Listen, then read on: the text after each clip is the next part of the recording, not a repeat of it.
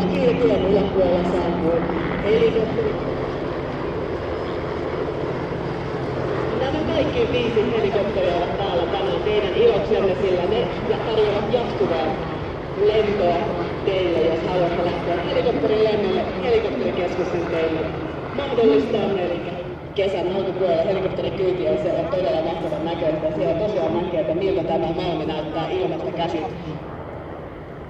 Se on ihan yksi ainutlaatuisesta tilaisuudessa nähdä lentonäytöstä ilmasta, joten kannattaa käydä pysähtymässä sieltä ja 5 helikopterilla he lennättävät teitä ihan koko tämän päivän ajan. Voitte käydä kysymässä. Enjoy the views of Malmi Airport from the sky.